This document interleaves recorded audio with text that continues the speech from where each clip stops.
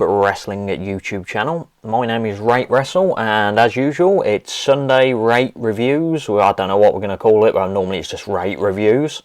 And today we're going to do it a bit different. I thought the screen share may be a bit better than just me looking at a screen over there where you can actually see what I'm looking at, because I talk about Cagematch quite a lot. So today we're discussing Defy Wild Ones, which was on the 30th of April, and then followed up by GLEAT Pro Wrestling version 25, which was on the 18th.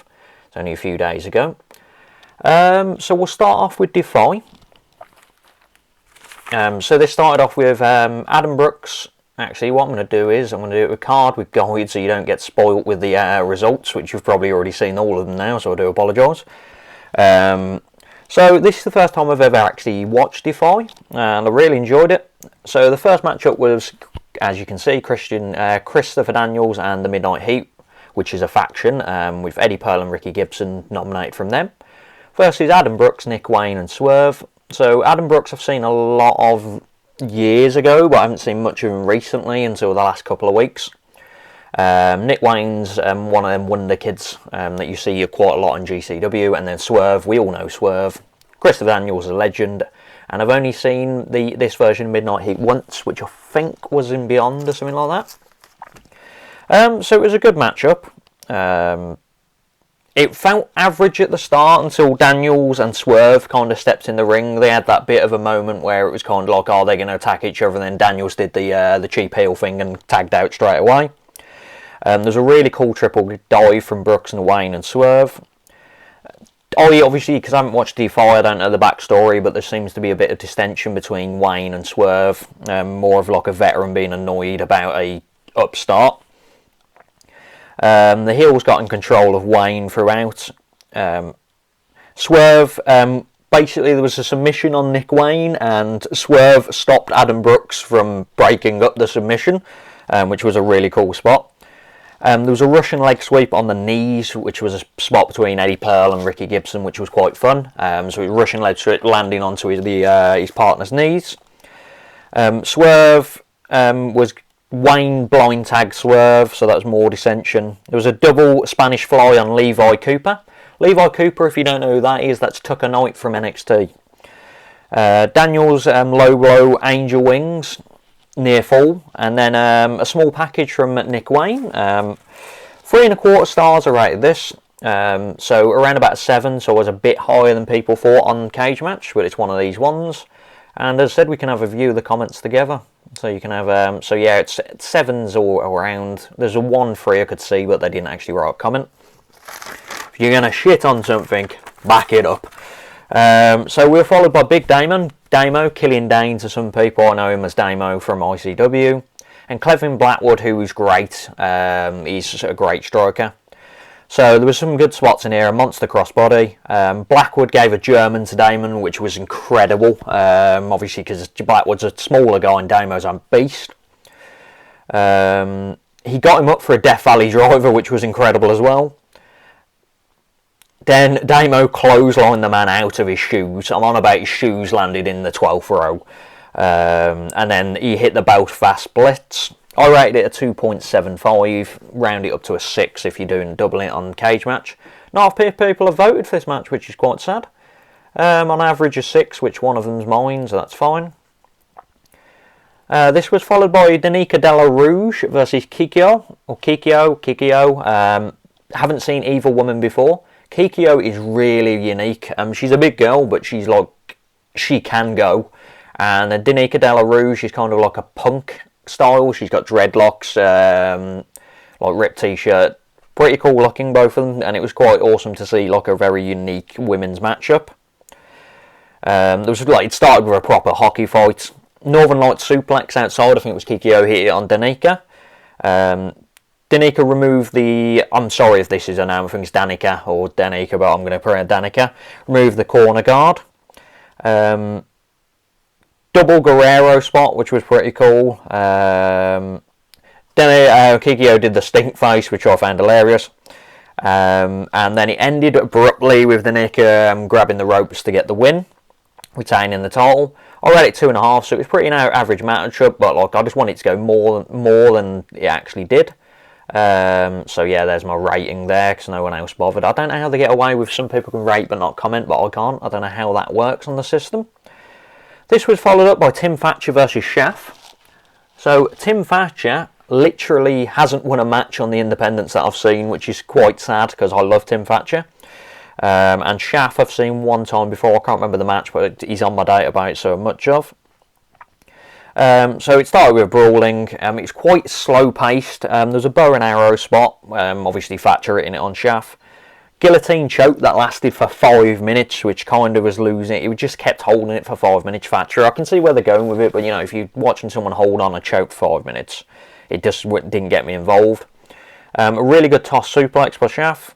And then he hit a torture rack bomb and pinned Timmy Thatcher. The crowd were massively into it, but I wasn't as much.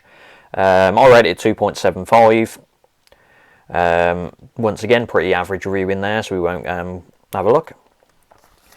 This was followed by El Fantasmo versus Steve Miggs. So I don't know much about Steve Miggs. They made him sound like he's a hockey player, which hasn't really had many matches. I've had a look, he's had a decent amount of matches, so he kind of weirdly portrayed what I wanted. Fantasmo hit the back scratch Bullet Club Essence thing, you know, the back rate, which was pretty fun. I'm a big fan of it. Like, people hate it, but I don't mind it.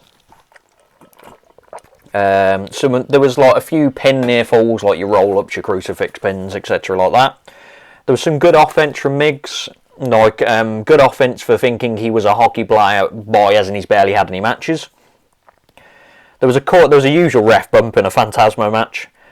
Miggs got a visual pin on El Fantasmo. Then Ethan HD has joined the Bullet Club.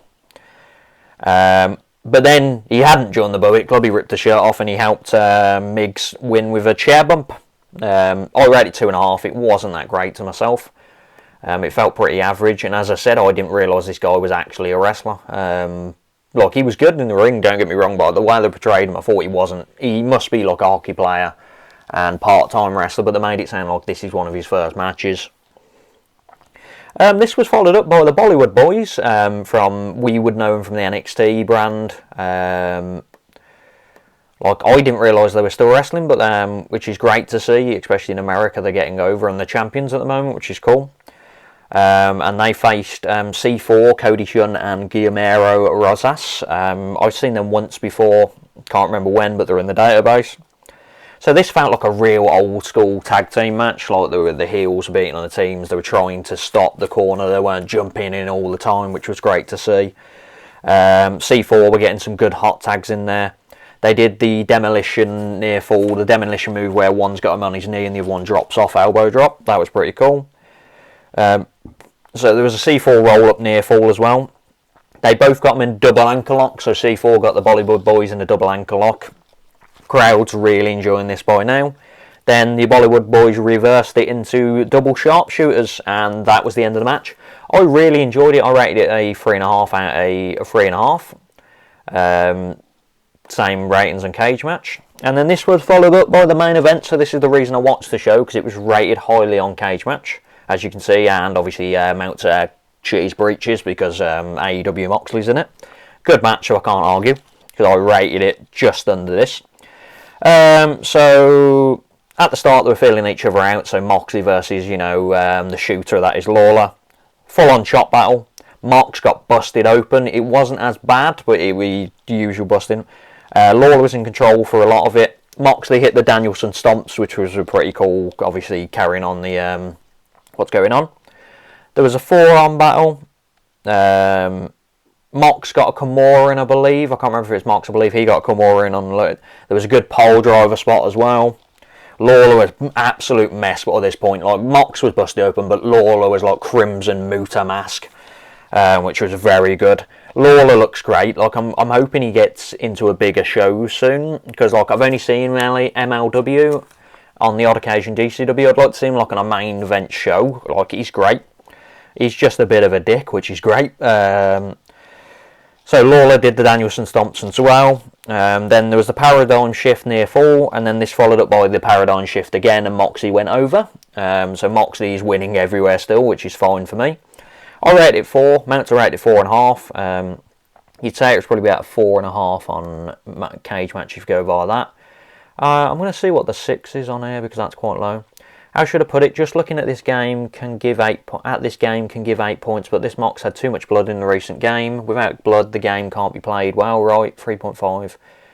Okay, so I'm guessing that's a Japanese fan, and the word game was confusing me some match, but fair, some people don't like blood. I don't mind blood, so I enjoyed it. But yeah, overall, Defy, I'm definitely going to watch a few more shows because they pulled it out of the bag. Like, there's some average matches, some decent matchups, and then obviously the 2 main events, I'm going to call them, were very good. So yeah, comment below what you thought of the Defy show, what you think I should watch next, as I said, going forward. And obviously it was cool because it had Cabana and Riccaboni was on commentary. So we're going to follow this up with GLEAT. So I've only seen a couple of GLEAT shows recently, so I don't know the talent as much, so obviously bear with me with this. So we had Minoru Tanaka, Musashi and Soma Watanabe versus Bulk Orchestra's Check Shiamante and Quiet Storm and Masato Kamimino. This was a typical start-up tag team match. You know, you get the average ones like New Japan and All Japan where it's just like a typical start-up tag team match. Nothing really happened. There was a cool great shot battle. Past first gear. It just didn't really get past first gear, which are writ here. But Check did a really good pin at the end. It was like he basically grabbed everything. It was a very good pin. I rate it 2.5. It's 6.5 on this, so everyone pretty much rated it average like myself. It was a decent opener for your tag kind of thing. Then we had Takanori Ito versus Yu Izuka. As I said, I'm butchering these names, so I do apologise. This started with jump spot, so Ito attacked Izuka straight away. Ito's got some brutal kicks, like some good brutal kicks. So great striking in general was happening in this matchup. There was a spot where Ito pulled out a load of chairs and he Germaned Izuka outside, but he landed flat on the chairs, not on his back, flat bump, face bump. And then the German bridge to win, so I rate this 2.75. It was fine, it was better than average, it was enjoyable, and the strikes really got a home there. There's a 5 here, so let's see, I think it's a smart idea to have the CrossFit Works Pro. Do all that smoke. She looked lost at all. Izuki looked lost at all. I don't know. And Ito had to really smooth things and keep him top. So he's saying it's kind of like the veteran trying to keep him here. So he rated 2.5. So next matchup was Dash Chizako versus Michiko Miyagi. So Dash I've seen quite a few times from Sendai. She's a very good veteran. And Michiko I've seen a few times, which I think are just in GLEAT. It was just really aggressive. Like, I'm guessing the story is these people don't like each other. Dash just has great offense. Like, some of the moves are just great. There was a top rope suplex, which ended up with Dash just no-selling, just got up, which fair enough. I don't mind a no-sell if there's adrenaline, you can feel adrenaline. I don't like a no-sell where it's just out of nowhere and there's just like, Miyagi accidentally hit a swanton leg drop. I think she wanted to hit a swanton, but she missed by a mile and hit a leg drop, so it still looked pretty cool. Chizako just took in control. She hit 3 top rope double stomps, and then ended up with a frog splash. I rate this 3. I liked it. It was very enjoyable. Very enjoyable women's match, which is great to see. This was followed up by Jack Cartwheel, the Strong Hearts of Issei and Onisuka, and T-Hawk versus 60 Seconds, which is Jun Toncho, Keiichi Saito, and Tetsuya Itsuchi. Butchered all them names. So Jack Cartwheel, I know from GCW, I've seen a few of his matches and I really liked him. But this match just felt like the Jack Cartwheel show. I don't know if this is his first match for GLEAT, so they were just trying to show how good he is. But everything was going through him. It was quick-paced. He hit a Sasuke special. The matchup was very back-forth, but then it just became the Cartwheel show. Everything was just him showing how impressive he is. Like, he did a backflip German. He did a spiral tap, I think it was a spiral tap. It was just him being him, which is fine. It just, I wasn't involved as everyone else. I rated it a 3. On average in Cagematch, it looks like it'd be around about a 4-star. So someone rated it around about my rating, so a 6. This was fun, a nice little showcase for Jack Cartwheel in his first match on Japanese soil, fair enough. The crowd appear to respond well to him. His partner looked good too, and I wasn't quite impressed by the young Tetsuya Ito. Yeah, Strong Hearts always look good, T-Hawk, etc. So this was followed by Hiroki Goto from New Japan versus Hayetto Taymori. This was a typical Goto match, just absolute pain, like just punishment happening all the time. There was an outside suplex, some hard-hitting strikes, absolutely battering each other, and then Goto took control and hit his finisher. Once again, I rated this 3 stars. I just didn't get it as much as people did, it seems. Like, on average, I rated it about there. They are rating it, so what are we saying? 7.2 is probably about 3.5, so they're just above my rating. Then we had a match which I was looking forward to, which was Shima and Shingo Takagi from New Japan again versus Bulk Orchestra's Kazumata Sakamoto and Ryuichi Kawakami. Oh, that was bad pronunciation. So Sakamoto I do really enjoy. He's very unique looking. Check him out. This show I'm going to put on is on YouTube, so I'm going to put it in the link in the description. Watch the show; it's very good show, and GLEAT is on YouTube, so check them out. So Takagi stood out in this match because he just seemed like I think it's more I've seen a lot more New Japan and I've seen a bit of Shimmer, but he stood out as being like taking control. Saka hit a proper brutal knee strike on him though on the ropes, which was pretty cool. Started brawling outside. Bulk Orchestra had a lot of outside interference. The ref kept looking, but then kept getting distracted, but you could clearly see it happening, but I think it was a slight botch on their side, but it was fair enough. Takagi hit like an STO DDT on 2 people, so DDT on one, STO on the other. There was a monster clothesline from both guys. The Pitbull Super Bomb was used, which I really enjoyed. Bulk Orchestra hit the Super Bomb. Then Takagi just went, you know what, I'm done now. Takagi smash. And he absolutely battered everyone. Shimmer hit a coast to coast.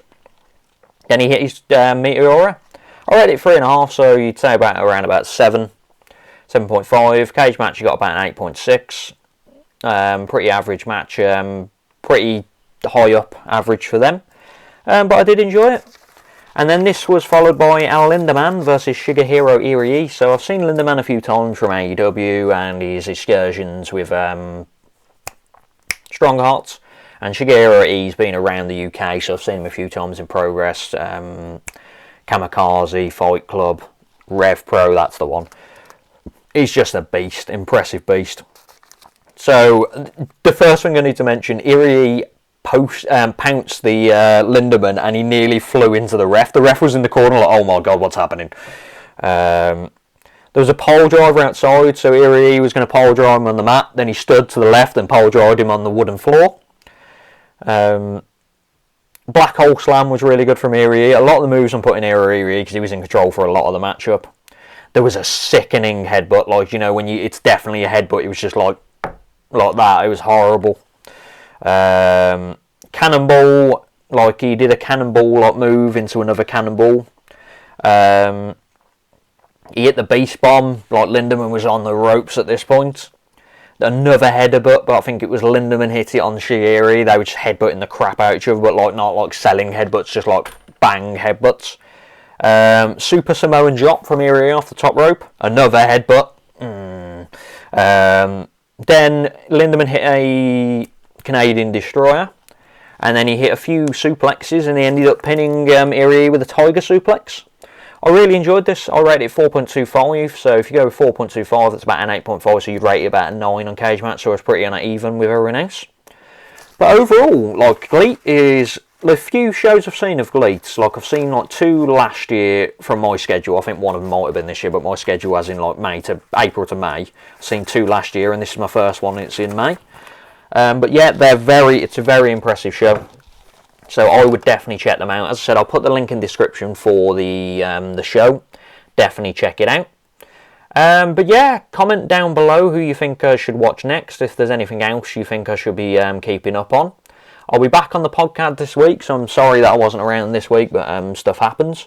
But I'll be back. The video I released yesterday is doing pretty well, so give that a watch and play around. It was like a quiz video, so if you want to pause it and go on the quiz, I've left a description on that. But yeah, comment, like and subscribe. Visit the other guys' Twitters. Visit our Twitter. It's in the description because I always forget it. And we will see you Tuesday, I believe, for the podcast. So I should be announcing my Tag Team of the Year, which, as I said, I had to skip this week because I wasn't on it. And then we'll discuss in the news, which there'll probably be more stuff out about Banks.